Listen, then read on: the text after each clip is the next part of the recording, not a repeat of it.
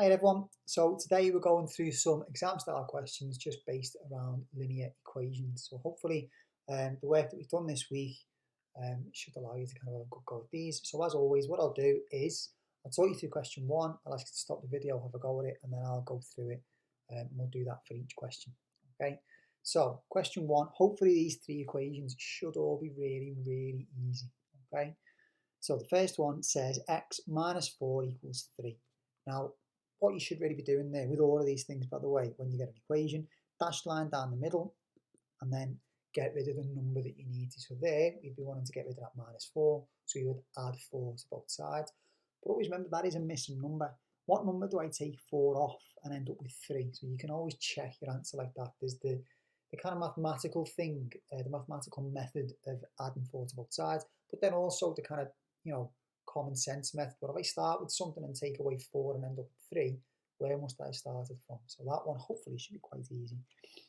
This one, dashed line down the middle, and you need to get rid of that 4, so you're going to divide both sides by 4 there. Again, similarly with this one, this means 4 times this missing number x will equal 36. You might be able to think about it that way. Part C on question 1, we do then get into proper kind of, you need to use the method here, really. You might be able to spot what the answer is here, but you should really be using the method. Add 4 to both sides and then divide by 5. Okay, so pause the video, have a go at those three, and then carry on the video, we'll go through them. Right, so what you should have been doing here was, I'm going to go through these using the proper method, by the way. You should be adding 4 to both sides, so you end up with x equals 7. That's your answer there. Okay, well done if you got that one right. This one, dividing both sides by 4, and we end up there with x equals 9. That's your answer there. Okay. This one, we should have been adding 4 to both sides. That gives me 5x equals 35. Divide both sides by 5 then. So we end up with x equals 7. Okay. Hopefully those three should have been quite easy. Right, question 2. A couple of trickier ones this time. So firstly, if you remember back to our low stakes quiz on Monday, whenever you see brackets, multiply the brackets out. So the first thing you should be doing here, I'm going to write this out again, just to give myself a bit more room. Times out your brackets. So 3 times x, 3 times minus 7, write them underneath there.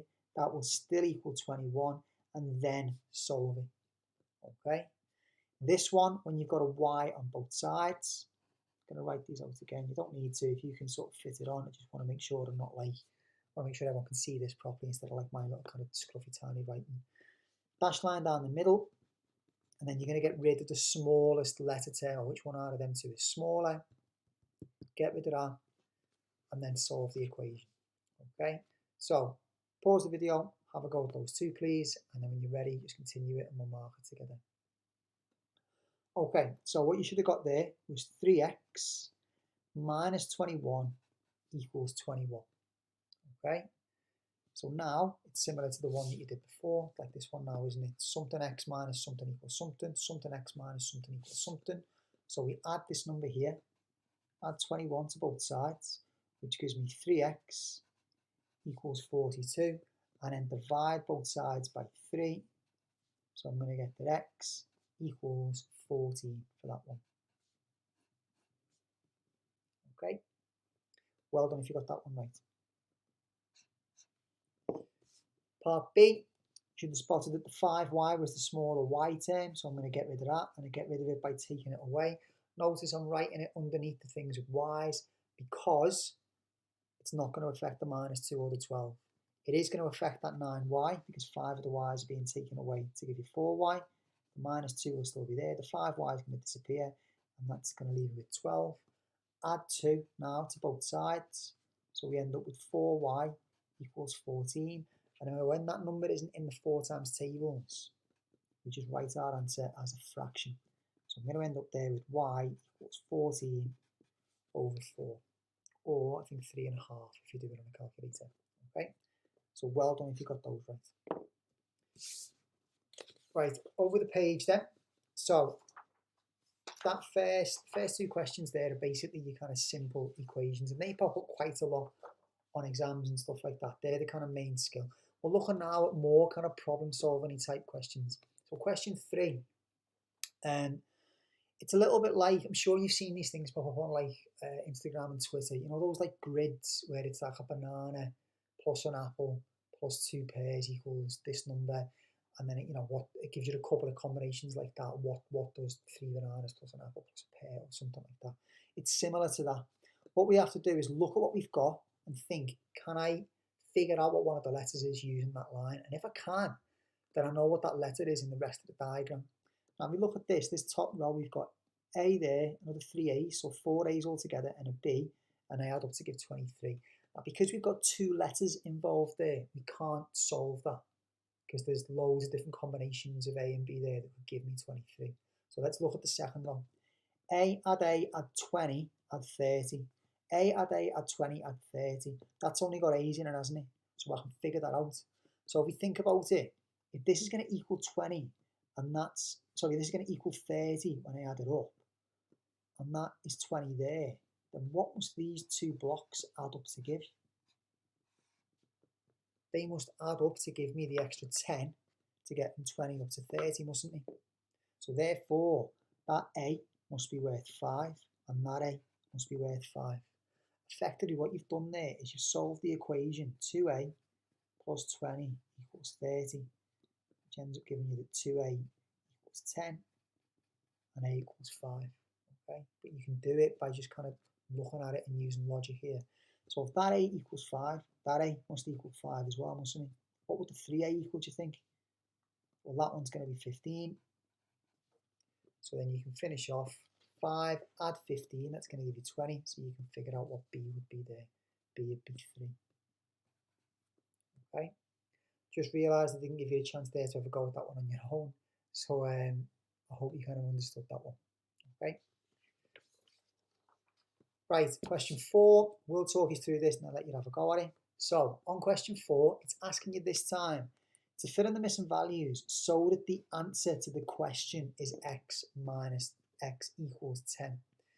So here, they've filled in the number 2 because they've got something, x, which is 10, divided by something equals 5. So what would I have to put in there to make 10 divided by something equal 5? I'd have to put a 2 in there, wouldn't I? So on this one, let's think about this again. 10, take away something equals 9. So think about what's going to go in there. This one again, 10 add something equals 16. What's going to go in there? This one, something add 10 will equal minus 2. Be careful with that. I've used your calculator on that one. Okay? And in this one, 4 lots of 10 would equal what number there?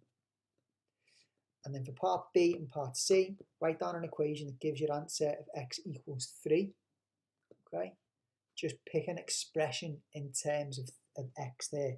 So for example, 5 add x equals something. Now if x is 3, what must this then equal? Okay, so that's what you have to do there. And exactly the same thing here, except this time it wants an answer of x equals minus 10. Okay, so if I was you with that one, I would probably do something like 4x equals, and if x is minus 10, what would 4x equal? Think about it that way. So it's almost thinking about the equations back to front. Okay, so pause the video, have a go at those, please. Right, so what you should have got there was 10 minus 1 should have been your answer there. Okay. X add, that should have been 6, because that'll be 10 add 6 to give 16 there. Okay. Right, this one I think is quite tricky. So what would I have to then add x to get to minus 2? Now if you think about your number line, 0 is there, minus 2 is there. We want to be adding 10 to get up to there. So what do I do if I count down a further 10 there? I'm going to end up at minus 12. Okay, so that should be minus 12, add x to equal minus 2. And if x is 10, 4 lots of x will give us 40 up there. Okay, so those are your answers there. Right, on this one, there's loads and loads and loads of different answers there, as long as your equation makes sense. So the one that I would have had, 5 add x equals something. Well, if x is 3, then 5 add x will be 8, won't it? So that equation gives the answer x equals 3.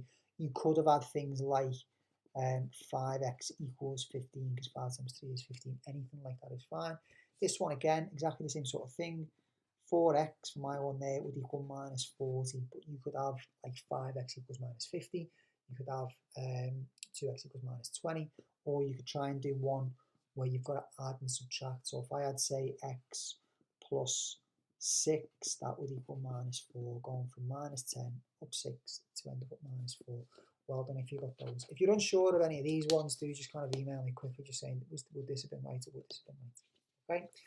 Right, and the last one, question 5. So similar to question 3, this one. This is kind of using logic. You can, if you want to here, write down equations for these two balancing things. So I could write down the Q equals P plus 9. And here, Q also equals 4P. Okay, there are your two equations. But the best way to think about this is that if that balances with that, and you've got another Q there, then that could balance with those, couldn't they? Those two things balance, then those two things must balance. So P add 9 must be the same as this block here. And then what you could do, you could take a P off that group, you could also take a P off that group, and there you should be able to figure out what P is. And then if you know what P is, you can figure out what Q is. Okay, so pause the video and have a go at that one now, please. Okay, so what you should have done was effectively imagining replacing that Q there with the 9 and the P, okay?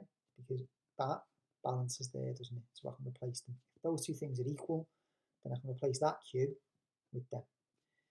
I can then get rid of a P from there and get rid of a P from there, which means that I end up with the equation 9 equals 3P.